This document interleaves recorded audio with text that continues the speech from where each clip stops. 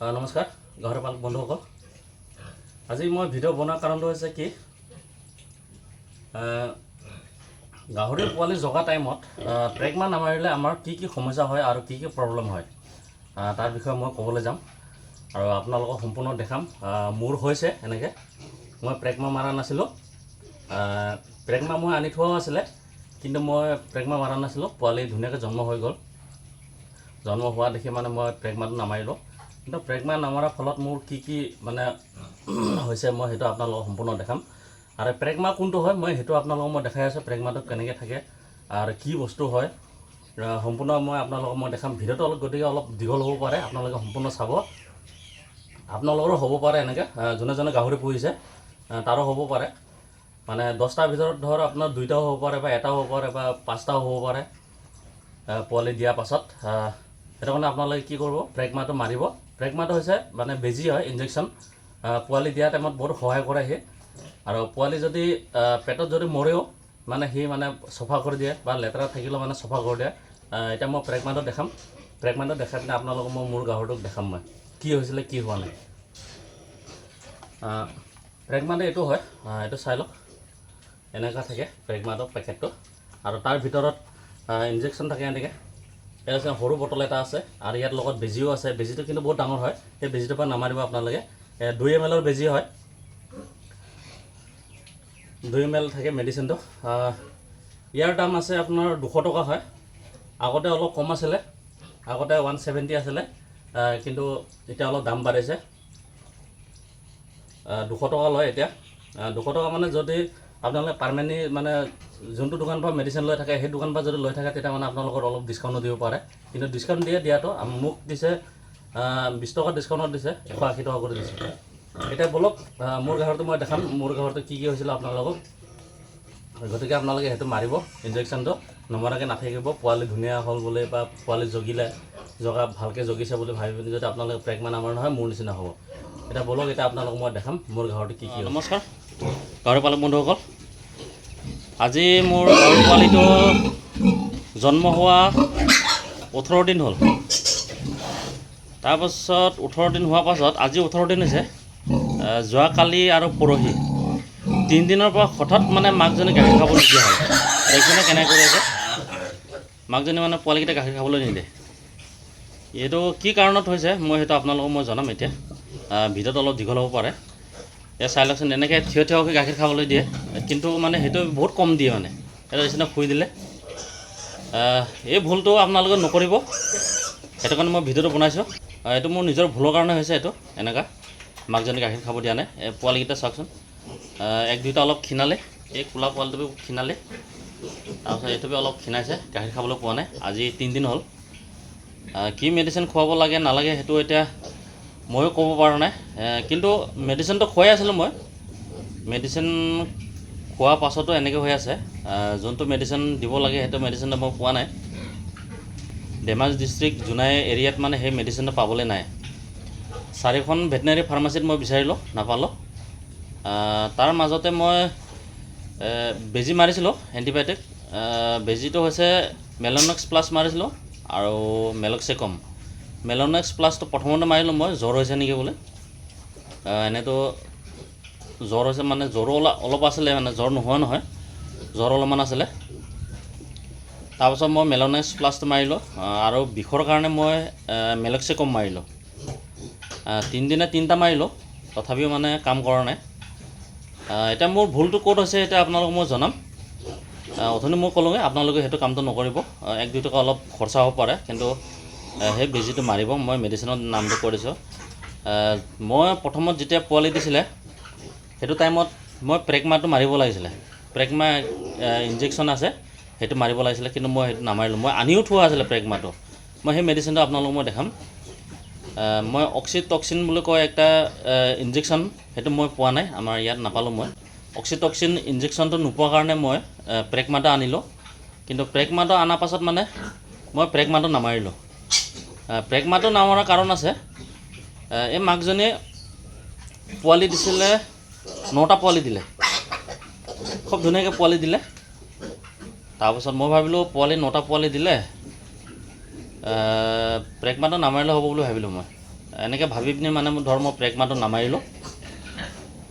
প্ৰেগমা নমৰা দেখি মানে এইটো হৈছে মানে কি কাৰণে পেটত মানে লেতেৰা থাকিলে। মই সেইটো কেনেকৈ গম পালোঁ, আজি 2 দিনৰ আগত মানে লেতেৰা ওলাই আছে, যোনটো তাৰ পেচাব দুৱাৰ, সেই পেচাব দুৱাৰৰ পৰা মানে লেতেৰা ওলাই আহিছে। লেতেৰা মানে এনেকৈ এই গাহৰি পোৱালিবিলাক যোনবিলাক মানে ধৰ নাভি ওলাই আহে নহয়, কিছুমান টুকুৰা হৈ থাকি আহে, সেই এনেকৈ নাভি মানে 4-5 টুকুৰা ওলাইছে। যিদিনাখন পৰা গাখীৰ খাবলৈ দিয়া নাই সেইদিনাখন পৰা মানে লেতেৰা ওলাইছিলে গাহৰি মাকজনী পেচাব দুৱাৰৰ পৰা। আজি 3 দিন হৈ গ'ল, কিন্তু ওলোৱাৰ পাছতো মানে ধৰ মাকজনী গাখীৰ খাবলৈ দিয়া নাই, পোৱালিটো ক্ষীণাই গ'ল। মই গাখীৰো আনি দিছোঁ, পোৱালিকেইটাক মানে দিবলৈ পৰা নাই আৰু দিয়া নাই মানে বৰ্তমান। মানে গাখীৰটো খুৱাইছে, নোখোৱা নহয় একেবাৰে, কিন্তু অলপ চলপকৈ খুৱাই আছে। যিমান পৰিমাণে মানে গাখীৰ খাব পাব লাগে সিমানটো মানে মাকজনী গাখীৰ খাবলৈ দিয়া নাই। সেনেকুৱাকৈ আৰু একজন হৈছিলে মোৰ, সেইটো মোৰ নিজৰ ভুলৰ কাৰণে হৈছে। মই প্ৰেগমাটো থাকি মই মানে প্ৰেগমাটো মাৰা নাছিলোঁ। মই দেখাই আছোঁ আৰু একজনী হৈছিলে যে, সেইটো মই দেখাম। এই গাহৰিজনী এনেকৈ হৈছিলে। এজনী কিন্তু যেতিয়া পোৱালি দিলে, পোৱালি দিয়া তাৰ নেক্সট দিনাৰ পৰা মানে গাখীৰ খাবলৈ দিয়া নাছিলে। সেইজনীক মই মানে গম পাই গ'লোঁ, এজনী এনেকৈ হৈছে।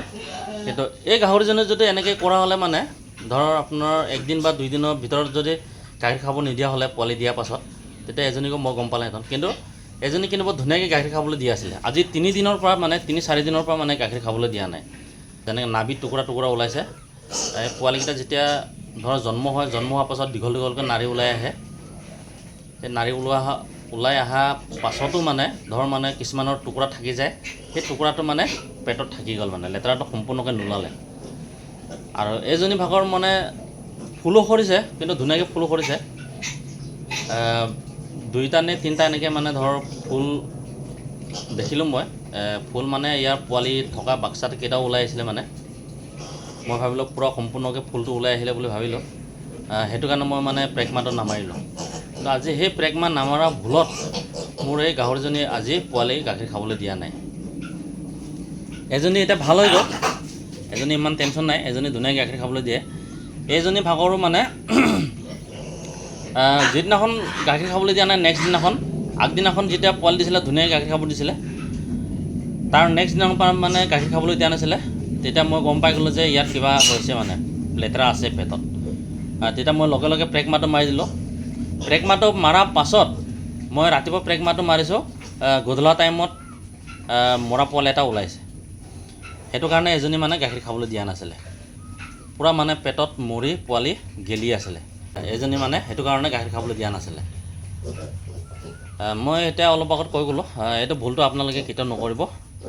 অক্সিটক্সিন হ'লেও আনি থ'ব, প্ৰেগমা হ'লেও আনি থ'ব আপোনালোকে পোৱালি জগিবলৈ টাইমত। মই যিটো ভুল কৰিলোঁ সেই ভুলটো আপোনালোকে নকৰক বুলি মই আজি ভিডিঅ'টো বনালোঁ। মই নিজৰ ভুলৰ কাৰণে আজি গাখীৰ খাবলৈ দিয়া নাই গাহৰি পোৱালিবিলাকক। এতিয়া মই আপোনালোকক মই দেখাই আছোঁ, মাকজনী উঠাম, মই গাখীৰ খাবলৈ নিদিব।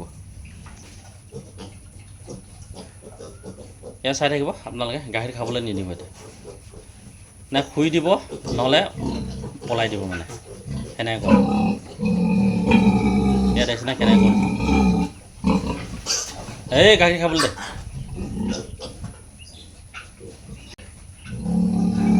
দাদা এজনে মেডিচিন দিছিলে, সেই মেডিচিনটো মই ইয়াত আমাৰ জোনাই এৰিয়াত মানে বিচাৰিলোঁ, পোৱা নাই।